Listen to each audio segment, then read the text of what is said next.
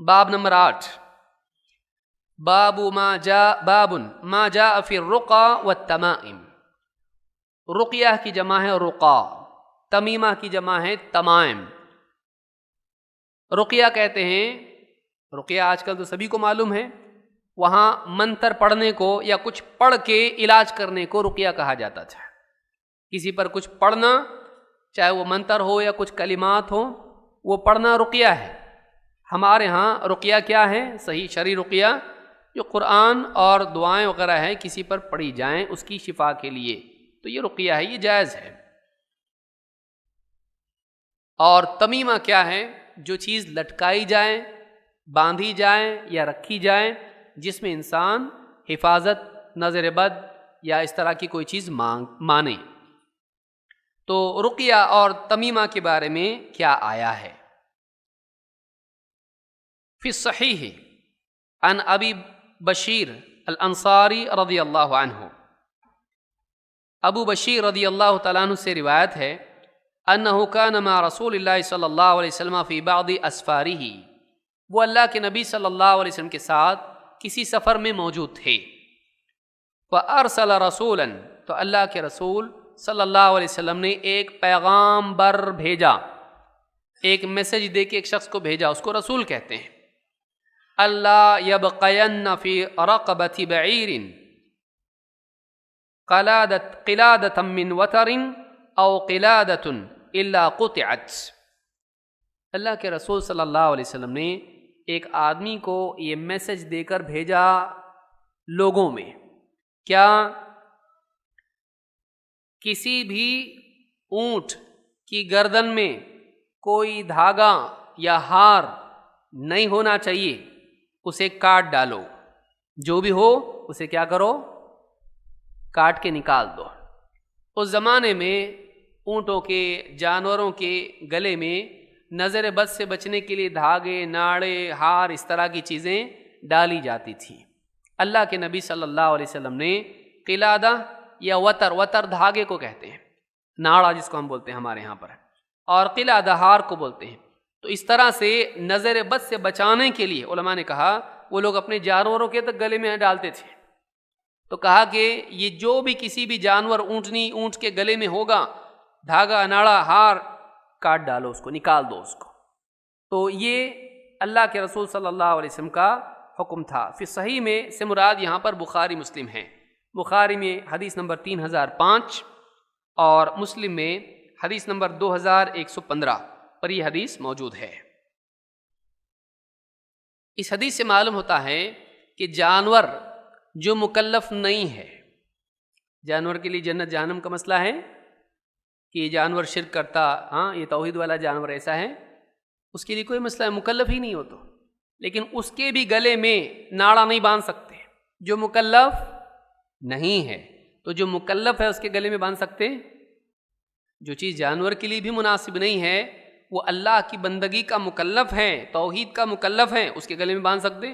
بولے جانور کے لیے شرک ہوتا، اپنے لیے نہیں ہوتا، ایسا بول سکتے؟ جانور کے لیے تو سرے سے وہ مسئلہ ہے ہی نہیں، تیرے لیے مسئلہ ہے۔ تو جب جانور کے گلے میں تو نہیں باندھ سکتا ہے تو اپنے بچوں کے گلے میں بھی نہیں باندھ سکتا۔ وہ جانور سے گئے گزرے ہیں، ان کے لیے غلط ہے اور ان کے لیے صحیح ہو جائیں تو بالکل صحیح نہیں ہے۔ تو ناڑے اور دھاگے بھی تمیمہ کے حکم میں آتے ہیں۔ کوئی آدمی کہے اس میں کچھ تعویذ ویز کچھ بھی نہیں ہے، خالی دھاگا ہے، کالا دھاگا، نظر بد سے بچنے کے لیے، تو وہ دھاگا بھی کیا ہے؟ مقصود اس کا کیا ہے؟ جو تمیمہ کا تھا، گھونگے، سیپی یا ریچھ کے بال، گھوڑے کی نال یا کچھ بھی گلے میں لٹکا ہے، چاہے دیوار پہ لٹکا ہے، اس کا مقصود یہی ہے کہ بلا دور ہو جائے۔ بلا دور نہیں ہوتی، وہ خود بلا ہے۔ بلا سے بلا کیسا دور ہوگی؟ وہ خود بلا ہے۔ تو ایسی کوئی بھی چیز، چاہے شکل اس کی کچھ بھی ہو، کوئی موتی لٹکاتا، کوئی گاڑی میں گڑیا لٹکاتا کالی، ہاں لٹکتے رہتی وہ گڑیا گاڑی کے اندر، کیا؟ تو بولے جنات دکھیں گے اس کو دیکھ کے بھاگ جائیں گے۔ یا کوئی اور کچھ تسبیح لٹکاتے اس میں، ہاں شیطان بھی ذکر کرنے لگے گا۔ یہ کیا چیزیں ہیں؟ ہم کچھ نہ کچھ کہیں نہ کہیں یہ عقیدہ پیچھے ہوتا ہے حفاظت والا، اس میں سے کچھ بھی جائز نہیں ہے۔ بعض لوگ دیواروں پہ کعبہ کا دروازہ لگاتے ہیں، یہ بھی نکلی ہوئی چیز ہے۔ یہ پہلے کوئی لٹکا تھا کعبہ کا دروازہ، وہ بنا کے اس کا بالکل ایگزیکٹلی کعبہ کا دروازہ گھروں میں، ہوٹلوں میں، کیوں؟ خیر و برکت آئے گی اس سے۔ کعبہ کے دروازے سے خیر، نماز تو تیرے گھر میں نہیں ہے، کعبہ کی طرف رخ کر کے اور کعبہ کا دروازہ لگے کہ خیر و برکت آئے گی۔ یہ سب شرکیات میں سے ہے، بچنا چاہیے اس کو۔ بعض لوگ قرآن کی آیات لگاتے ہیں، یہ بھی نہیں ہے۔ قرآن کی آیات آپ گھر میں لگاؤ، اس کو پڑھنے کے اعتبار سے اگر لگاتے ہیں گنجائش ہو سکتی ہے، تعلیم کے لیے، دعوت کے لیے، لیکن اس کو زینت کے لیے لگانا نہیں، اس کو برکت کے لیے لگانا نہیں، بالکل نہیں۔ کیوں؟ اگر یہ ہوتا تو اللہ کے نبی صلی اللہ علیہ وسلم کے صحابہ اپنے گھروں میں لکھ کے لگاتے ہیں۔ تو یہ سب چیزیں شریعت کے اعتبار سے ٹھیک نہیں ہیں۔ تو ناڑے، دھاگے اور اس طرح کی جتنی بھی چیزیں ہیں سب سے بچنا چاہیے۔ تو اللہ کے نبی صلی اللہ علیہ وسلم نے سارے دھاگے کاٹ دینے کے لیے کہا۔ وعن ابن مسعود رضی اللہ عنہ قال سمعت رسول اللہ صلی اللہ علیہ وسلم یقول ان الرقا والتمائم والتولة شرک راہ احمد و ابو داود۔ ابن مسعود رضی اللہ تعالیٰ عنہ کہتے ہیں میں نے اللہ کے رسول صلی اللہ علیہ وسلم کو یہ فرماتے سنا، رقیہ، تمیمہ اور تولہ یہ سب کے سب شرک ہیں۔ رقیہ، منتر، تمیمہ، تعویذ گنڈے، اور تولہ محبت پیدا کرنے کے لیے جو باندھا جاتا ہے، یہ سب کے سب کیا ہیں؟ شرک ہیں۔ امام احمد نے اس کو روایت کیا، اور اسی طرح سے امام ابو داؤد نے سیل جامع صغیر حدیث نمبر 1632 شیخ البانی کہتے ہیں کہ حدیث صحیح ہے۔ اس کی تفصیل آگے آئے گی۔ اس میں جاننے کی بات یہ ہے، تو اس حدیث سے یہ بات معلوم ہوئی کہ رقیہ یعنی منتر اور تعویذ گنڈے اور اسی طرح سے تولہ یہ تینوں چیزیں شرک ہیں۔ اس کو شیخ نے آگے مزید واضح کیا ہے، کہتے ہیں التمائم شیء يعلق على الأولاد عن العين لكن إذا كان من القرآن فرخص فيه بعضهم وبعضهم لم يرخص فيه ويجعله من المنهي عنه منهم ابن مسعود رضی اللہ عنہ۔ کہتے ہیں تمیمہ ایک ایسی چیز کو کہتے ہیں جو بچوں پر ڈالی جاتی ہے نظر بد سے بچانے کے لیے۔ عام طور سے اس زمانے میں نظر بد سے بچانے کے لیے تمیمہ پہنتے تھے۔ لیکن اذا کان من القرآن، لیکن اگر وہ تمیمہ قرآنی ہو، اس میں قرآن کی کوئی آیت لکھ کر اس کو گلے میں ڈالا گیا ہو، تو کہتے ہیں کہ اس تعلق سے سلف میں اختلاف ہے۔ بعض سلف نے اس بارے میں رخصت دی ہے، پہن سکتے ہیں، بعض نے کہا ہے وَبَعْضُهُمْ لَمْ يُرَخِّصْ فِيهِ، اور بعض سلف نے کہا ہے نہیں، اس کی رخصت نہیں، اس کی اجازت نہیں۔ وَيَجْعَلُهُ مِنَ الْمَنْهِيِّ عَنْهُ، اور ایسے لوگوں نے جنہوں نے کہا کہ رخصت نہیں، انہوں نے اس تعویذ کو بھی منع والے تعویذ میں شمار کیا ہے، ممنوع تمیمہ میں شمار کیا ہے۔ ان میں سے عبداللہ ابن مسعود رضی اللہ تعالیٰ عنہ بھی ہیں۔ تو اس تعلق سے دیکھنا ہم کو کہ کیا تفصیل ہے اس میں۔ جہاں تک کہ یہ جو روایت ہے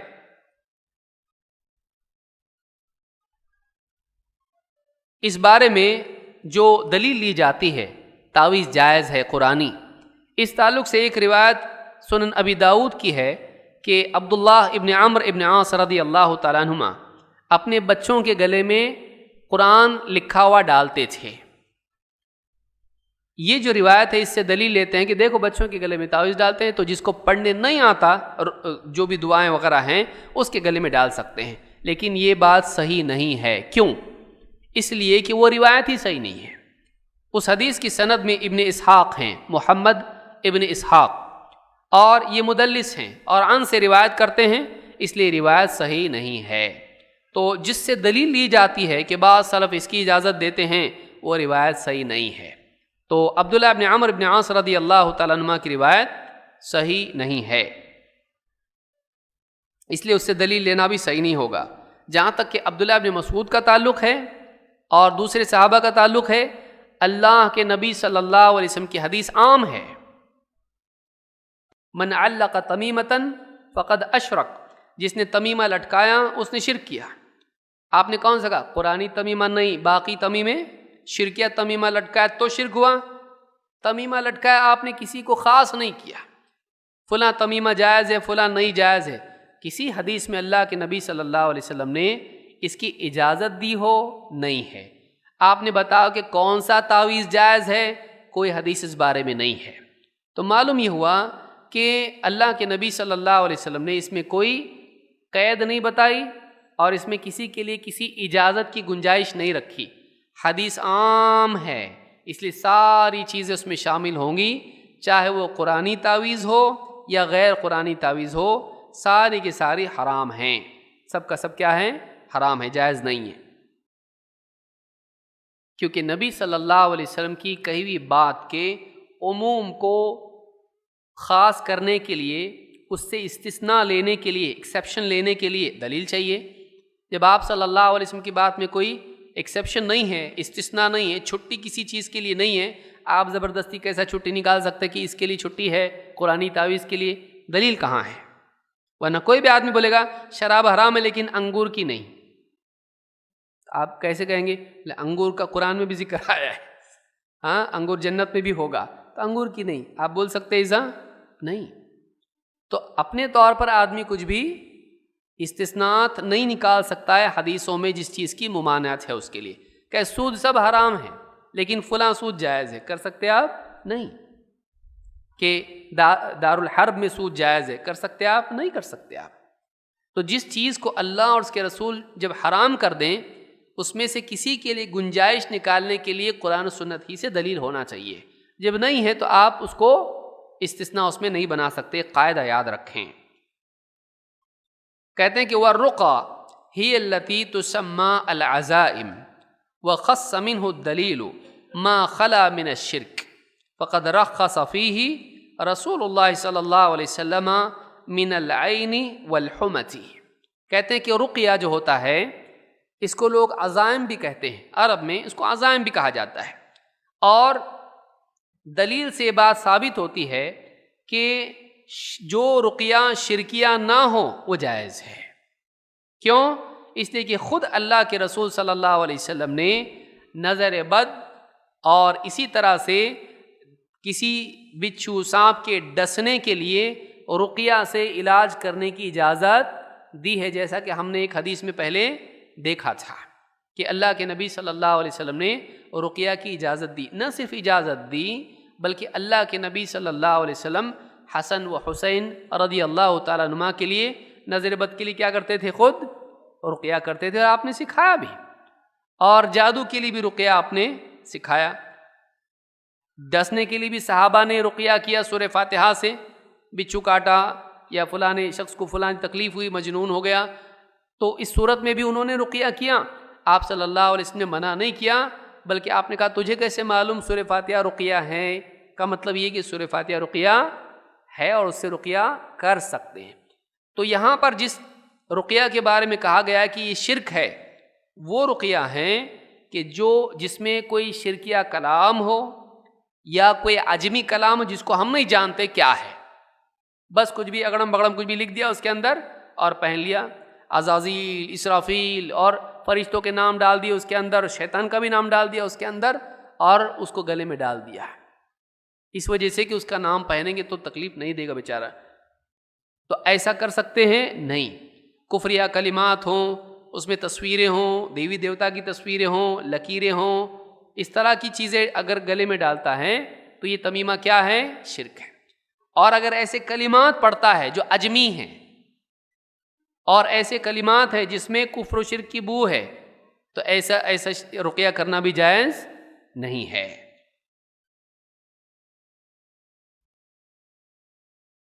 تو رقیہ میں جو رقیہ شرک سے خالی ہو ایسا رقیہ جائز ہے، جس میں شرک ہو وہ جائز نہیں ہے۔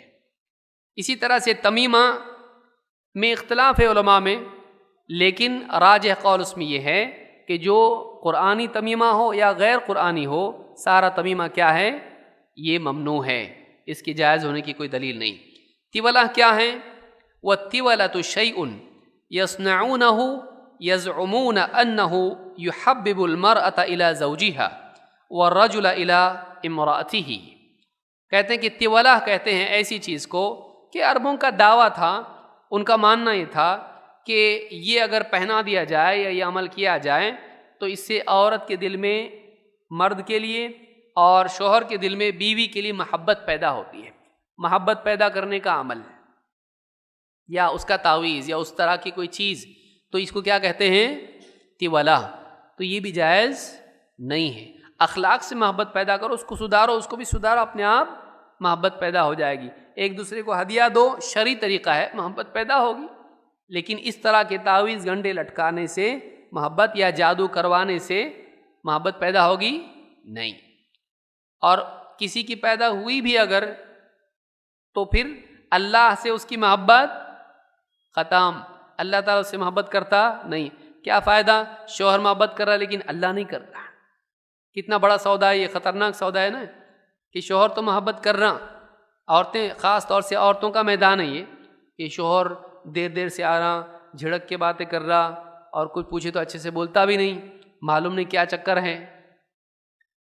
وہ بیچارہ اپنی پریشانی میں ہے، گھر کے خرچے سے سارے مسائل اس کو معلوم ہیں، حل کرنا ہے، لیکن یہ بیوی ایسا سوچ رہی ہے، اب کیا کر رہی ہے، اس کو سمجھانے جا رہی تو اور غصے میں آ رہا، میں پریشان ہوں، آپ مجھ کو ٹینشن دے رہے ہو، وقت نہیں دیتے، بات نہیں کرتے ٹھیک سے، اور کیا کروں میں؟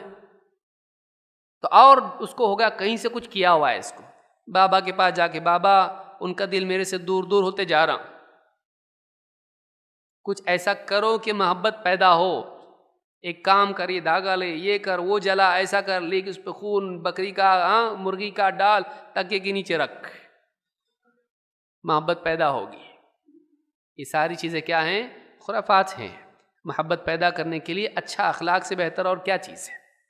اچھے اخلاق سے محبت پیدا ہوتی ہے۔ خدمت کرو، اچھے اخلاق سے پیش آؤ، اللہ سے دعا کرو۔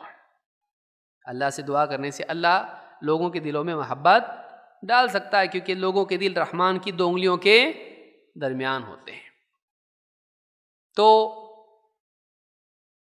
ان الذین آمنوا وعملوا الصالحات سیجعل لهم الرحمن ودا، اللہ فرماتا ہے جو لوگ ایمان لائیں اور نیک اعمال کرتے رہیں، ان قریب رحمان ان کے لیے محبت پیدا کر دے گا۔ تو محبت کا راستہ کیا ہے؟ ایمان و عمل، ایمان اور نیک عمل۔ بابا لوگوں کے پاس نہیں، بابا کے بیوی سے جھگڑے ہوتے رہتے اتنے، اس کو کیا کرنا؟ اب اس کا کوئی حل نہیں ہوتا ہے۔ آپ دیکھیے ان کے گھروں میں کتنے جھگڑے ہوتے ہیں، ایک دوسرے پہ کیس بھی ہو جاتے ہیں، تو پھر بابا نہیں کر پائے کچھ بھی۔ آپ لوگوں کو بابا لوگ دواخانوں میں نہیں دکھتے ہیں، تو اس کا بابا ڈاکٹر ہے۔ اگر اس کے ہاتھ میں ہوتا، ساری دنیا کوئی شفا کے دعوے کرتا ہے لیکن خود ہاسپٹل میں، بابا اتنے دن سے بند تھا آپ کا دربار، کہاں تھے آپ؟ دواخانے میں تھا، ایڈمٹ تھا۔ اچھا کورونا ہو گیا تھا تم کو بھی کورونا ہوتا؟ ہاں نا، کیا کریں گے، اتنے پیشنٹ آتے نا ہمارے پاس، معلوم نہیں کس سے ہوا۔ بولے آپ تو ہم کو تعویذ دیتے سیکیورٹی کا، آپ کے پاس نہیں ہے کیا؟ تو آپ کو کورونا سے حفاظت نہیں ہے، آپ اپنے مریدین سے فیل ہو گئے، آپ کے مریدین آپ سے فیض اٹھا رہے۔ سوچنے کی چیز ہے، لیکن آدمی عقل چلاتا نہیں۔ تو محبت پیدا کرنے کا یہ جو عمل ہے، یہ بھی شرک کی قسموں میں سے قسم ہے۔ وعن عبداللہ ابن عقیم رضی اللہ عنہ مرفوعا، عبداللہ ابن عقیم رضی اللہ تعالیٰ عنہ سے ایک مرفوعا روایت آئی ہے۔ مرفوعا آپ جانتے ہیں کیا حدیث ہے؟ من تعلق شیئا وکل الیہ، رواہ احمد والترمذی۔ آپ صلی اللہ علیہ وسلم نے فرمایا کہ جو کوئی بھی چیز لٹکائے، وکل الیہ، وہ اسی کے حوالے کر دیا جاتا ہے، یعنی اللہ رب العالمین کی حفاظت سے نکل جاتا ہے۔ اس سے چاہیے نا، اسی سے لے۔ تو کوئی آدمی کوئی بھی چیز لٹکائے، تعویذ، دھاگا، کراس، ناڑا، گھوڑے کی نال، کوئی دروازہ کعبہ کا یا کچھ، جو چیز لٹکائے حفاظت کے لیے، برکت کے لیے، کسی بھی چیز کے لیے، تو اللہ کے نبی صلی اللہ علیہ وسلم فرماتے ہیں وکیل الیہ، وہ اسی کے حوالے کر دیا جاتا ہے، پھر اللہ کی حفاظت سے وہ نکل جاتا ہے۔ تو تمیمہ اللہ کی حفاظت سے محروم کر دیتا ہے، جو مطلب یہ کاؤنٹر پروڈکٹیو بولتے ہیں اس کو انگلش میں، کہ جس چیز کے لیے کیا تھا اس کا الٹا نتیجہ نکلا۔ حفاظت کے لیے کیا تھا تو یہ حفاظت ہی اللہ کی کیا ہو گئی، اس سے ہٹ گئی۔ تو حفاظت کے لیے کیا لیکن حفاظت سے محروم ہو گیا۔ تو بعض اعمال ایسے ہوتے ہیں کہ جو جس مقصد سے کیے جاتے ہیں، عمل غلط، جس مقصد سے کیا اسی میں محروم ہو جاتا ہے، اسی میں محروم ہو جاتا ہے انسان۔ تو ایسا ذریعہ نہ اپنائیں جو غلط ہے۔ اس حدیث کو امام احمد اور ترمذی نے روایت کیا ہے۔ صحیح ترغیب میں حدیث نمبر 3456 پر شیخ الالبانی کہتے ہیں کہ یہ حدیث حسن لغیرہ ہے۔ و آگے روایت شیخ کہتے ہیں وروى الامام احمد عن رویفع رضی اللہ عنہ قال، امام احمد ابن حنبل رحمہ اللہ نے ایک صحابی جن کا نام رویفع ہے ان سے روایت کی ہے، وہ کہتے ہیں کہ قال علی رسول اللہ صلی اللہ علیہ وسلم یا رویفع، اللہ کے رسول صلی اللہ علیہ وسلم نے مجھ سے کہا اے رویفع لعل الحیات ستطول بک، شاید کہ تو زیادہ جیے، شاید کہ تو زیادہ جیے، فاخبر الناس، یعنی میرے بعد زیادہ جیے گا تو بہت لوگوں سے ملاقات تیری ہوگی، تو میرا پیغام پہنچا کیا، فاخبر الناس ان من عقد لحیتہ، تو لوگوں کو بتا کہ جو شخص اپنی داڑھی میں گرہ لگائے، داڑھی میں کیا کرے، گانٹھ باندھے، او تقلد وترا، یا ناڑا دھاگا اس طرح کا باندھے، او استنجا برجیع دابۃ او عظم، یا پھر کسی جانور کے گوبر یا اس کی ہڈی سے استنجا کریں، صفائی کریں، وَإِنَّ مُحَمَّدًا بَرِيءٌ مِّنْهُ، تو یہ میرا پیغام پہنچا دے کہ محمد ایسے شخص سے بیزار ہے، بری ہے، کوئی تعلق نہیں اس آدمی کا مجھ سے، محمد صلی اللہ علیہ وسلم ایسے شخص سے بری ہیں۔ تو معلوم ہوا کہ جو آدمی اپنے اونٹ کے گلے میں یا اپنے گلے میں یا گائے بکری کسی کے بھی گلے میں اگر کوئی دھاگا باندھتا ہے حفاظت کے لیے، نظر بد سے بچنے کے لیے، تو ایسا انسان کیا ہے، محمد صلی اللہ علیہ وسلم نے اپنی برات کا اظہار اور اعلان اس سے کیا ہے کہ میں اس سے بری ہوں، میں اس سے بیزار ہوں، ایسے انسان سے میرا کوئی تعلق نہیں، بیزاری کا اعلان آپ کا ہے۔ تو اس حدیث کو امام احمد نے روایت کیا ہے۔ تو اس حدیث سے بھی معلوم ہوتا ہے کہ دھاگا باندھنا، ناڑا باندھنا اور اس طرح کی جتنی چیزیں ہیں یہ سب حرام ہیں۔ وعن سعید بن جبیر رضی اللہ عنہ قال من قطع تمیمة من انسان کان کعدل رقبۃ، رواہ وکیع۔ امام الوکیع نے روایت کی، کہتے ہیں کہ سعید بن جبیر رضی اللہ عنہ تابعی ہیں، ان سے روایت ہے، کہتے ہیں کہ جو کوئی شخص کسی انسان سے کوئی تعویذ تمیمہ کاٹ ڈالے، اس کی گردن سے اتار دے، یہ ایسا ہے جیسے کان کعدل رقبۃ، ایک غلام آزاد کرنا۔ اتنا بڑا ثواب اس کو ہے کہ گویا کہ اس نے کیا کیا، ایک غلام آزاد کیا۔ تو اتنا بڑا عمل ہے۔ امام الوکیع نے اس روایت کو ذکر کیا ہے۔ امام ابن ابی شیبہ نے اپنی مصنف میں بھی اس کو بیان کیا ہے، حدیث نمبر 23473، 23473۔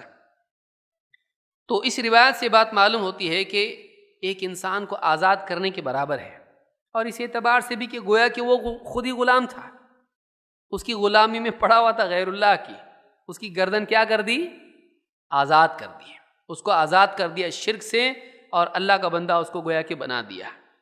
تو ثواب بھی اس کا اتنا ہے، اور صورت کے اعتبار سے بھی وہی بات اس میں ہے۔ وَلَهُ عَنْ إِبْرَاهِيمَ قَالَ कानू यकरहून अत्तमाइम कुल्लहा मिन अलकुरआनी व गैर अलकुरआन। इब्राहीम से मुराद कौन है? इब्राहीम अन्नख़ई।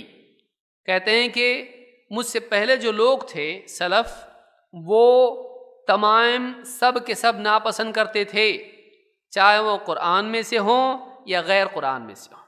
यानी अब्दुल्लाह इब्न मसूद रदी अल्लाह तआला के बारे में है कि उनका इल्म इब्राहीम अन्नख़ई के पास था।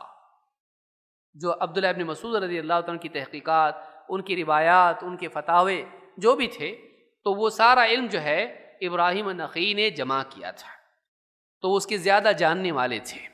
तो इब्राहीम अन्नख़ई कहते हैं कि मुझसे पहले जो थे सलफ़, इब्न मसूद रदी अल्लाह तआला के शागिर्द, ये क़ुरआनी व गैर क़ुरआनी हर किस्म के तमीमा को पसंद नहीं करते, नापसंद करते थे। तो इससे मालूम होता है कि तमीमा चाहे कुरान का हो पसंदीदा नहीं है, कुरान का तावीज़ भी नहीं पहन सकते हैं। इस ताल्लुक़ से आप देखेंगे कि बाज़ और भी रिवायतें हैं सहाबा से। मिसाल के तौर पर उक़बा इब्न आमिर रदी अल्लाह तआला अन्हु सहाबी हैं, कहते हैं तावीज़ के बारे में, तमीमा के बारे में कहते हैं, इन्नहा ऐनमा वुदिअत मिनल इंसानी फ़इन्न मौदिअहा शिरकुन। जिस्म के किसी भी हिस्से पर तमीमा बांधा जाए, गले में, बाजू पर, पेट पर, कहीं भी, तो कहते हैं उसका वहाँ बांधना शिरक है। कहीं भी बांधा जाए तो क्या है? शिरक है। इब्न वहब ने अल-जामे में इसको रिवायत किया है, और रिवायत नंबर 646। इसी तरह से अब्दुल्लाह इब्न हुबैरा कहते हैं, अन्ना अली इब्न अबी तालिब कान यक़ूल तअलीक़ुत तमाइम शुअबतुम मिन शुअबिल जाहिलिय्या। अल-जामे फिल हदीस में इब्न वहब ने इसको रिवायत किया है, और रिवायत नंबर 648। हज़रत अली क्या कहते हैं? हज़रत अली कहते हैं, हाँ, सहाबी के कौल को भी हदीस कहा जाता है। हदीस की 3 किस्में होती हैं, मरफू, मौकूफ़ और मक़तू। तो ये मौकूफ़ रिवायत है, हज़रत अली का कौल है। हदीस नंबर 648। हाँ, इब्न वहब, उनकी किताब है अल-जामे।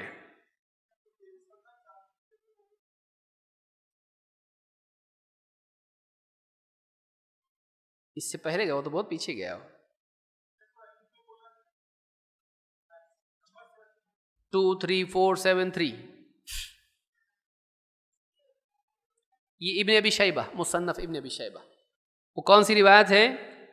तमीमा से आज़ाद करना ऐसा है जैसे ग़ुलाम को आज़ाद करना। हज़रत अली रदी अल्लाह तआला का कौल है, कहते हैं कि तालीक़ुत तमाइम शुअबतुम मिन शुअबिल जाहिलिय्या। तावीज़ लटकाना जाहिलियत के कामों में से एक काम है, जाहिलियत की खसलतों में से एक खसलत है। जाहिलियत कौन सा ज़माना? जहालत अलग है, जाहिलियत अलग है। शिरक और कुफ्र के ज़माने में जो शिरकिया काम या बुरे काम होते थे, उनको क्या कहते हैं? जाहिलियत। तो तावीज़ का लटकाना क्या है? कौन से ज़माने के काम? इस्लाम वाले कामों में से है? कौन से ज़माने के कामों में से है? जाहिलियत वाले, यानी शिरकिया कामों में से है। वरना वो बोलते ना कुरानी तावीज़ नहीं है, बाकी सारे तावीज़ है, बोले ऐसा नहीं। तो उन्होंने अलल इतलाक़ उसको कहा है। तो इस तरह से कोई इस्तिस्ना हमको मिलता नहीं है। तो ये हदीस बताती, ये रिवायतें बताती हैं कि कुरानी व गैर कुरानी तमीमा लटकाना शिरक है। और आज आम तौर से ये देखने को मिलता है कि बहुत सारे लोग जो हैं गले में तावीज़ लटकाए हुए होते हैं, और तावीज़ का इतना उनको दिल पे मुसल्लत होता है कि अगर गलती से नहाते वक्त निकाल के रखा था और किसी मीटिंग के लिए और डील के लिए गया और हाथ गया, तावीज़ नहीं है, तो हार्ट अटैक भी आ सकता है उसको। ये जो चीज़ सिक्योरिटी कोई दुश्मन से मिलने गया तो समझना गया हो, दुश्मन से नहीं मरता, हो घबरा के मर जाएगा। वो तो बेचारा मारने भी नहीं आ रहा था उसको, लेकिन इसको हार्ट अटैक हो जाएगा। क्यों? इतना भरोसा उसके ऊपर है। यानी नाउज़ बिल्लाह, अगर तावीज़ नहीं रहा तो अल्लाह कर ही नहीं सकता है ना, अल्लाह हिफाजत नहीं कर सकता। تعویذ رہنا اللہ حفاظت کرنے کے لیے، ایسا ہے؟ یہ عقیدہ بعض لوگ بنا لیتے ہیں۔ تو ایک انسان کو تعویذ، گنڈے اور اس طرح کی جتنی چیزیں ہیں مضبوط نہیں بناتی، کمزور بناتی ہیں۔ وہ رہا تو بچا، نہیں تو گیا۔ وہ رہا تو عورت اس کو ریپیئر کرنے کے لیے بھی لی تو باہر نہیں جاتا، ہو باہر نہیں جاتا ہے۔ بلکہ عورتیں بعض اوقات وہ غیر مسلموں کی رسم گلے میں منگل سوتر ڈالتی ہیں، منگل سوتر، اور وہ ڈالنے کے میں ان کا عقیدہ کیا ہوتا ہے؟ جب تک یہ گلے میں ہے میرا دولے میاں کیا ہے، شوہر جو ہے محفوظ ہے۔ اس سے اس کا کنیکشن، یہ اس کو برابر کنٹرول کرے گا، برابر اس کی سیکیورٹی دیکھ رہا، اس کو برابر کچھ ہونا نہیں اس کو، اس کے گلے میں اور ادھر وہ سیف ہے۔ حتیٰ کہ وہ گلے میں سے ریپیئر کرنے کے لیے جب نکالتے ہیں، اس میں ایڈیشن سبسٹریکشن کرنے کے لیے، تو وہ نکالتے ہیں تو کالا دھاگا پہن لیتے ہیں، یعنی ایمٹی کبھی بھی نہیں رہنا ہو۔ اس کے لیے کیا ہے؟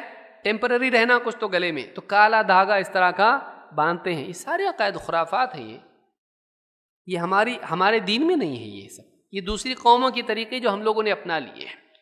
عورتیں گلے میں ہار پہنے، بھائی منع نہیں کر رہے ہم لوگ، سونے کا پہنے، جتنا پہننا ہے پہنے، جتنا ہے اللہ نے دیا ہے وہ پہنے، لیکن یہ عقیدہ اس میں رکھنا کہ اس میں شوہر کی حفاظت چھپی ہوئی ہے، تو یہ مناسب نہیں ہے، یہ عقیدہ صحیح نہیں ہے۔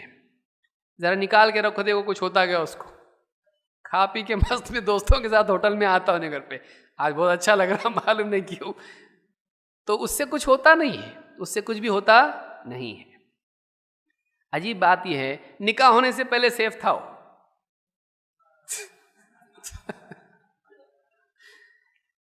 نکاح تو ہوا نہیں تھا، اچھا نکاح ہونے کے بعد خطرے میں آیا ہو۔ اب آپ خود سوچو کیا ہوا، خطرہ آپ پیدا کس سے ہوا؟ اس کو نکاح سے پہلے تو نہیں پہنی تھی، کوئی بھی نہیں تھا اس کی زندگی میں، بیچارہ خوش خرم اچھا گھومتا پھرتا تھا، نکاح ہونے کے بعد اب خطرے میں آیا تو یہ پہن لیا اب حفاظت کے لیے اس کو۔ کس سے؟ اچھا ڈالے کس کے گلے میں؟ اس کے گلے میں رہ کے سیف کس سے رہتا ہوں؟ کس دشمن کے گلے میں ڈالنا چاہیے تھا نا اس سے سیف ہونے کے لیے، اس کے گلے میں، اس کے گلے میں کیوں؟ گھر پہ آئے تو سیف رہنا۔ بہت ساری چیزیں لوگ کرتے ہیں، کبھی سوچتے نہیں کیا کر رہے ہیں۔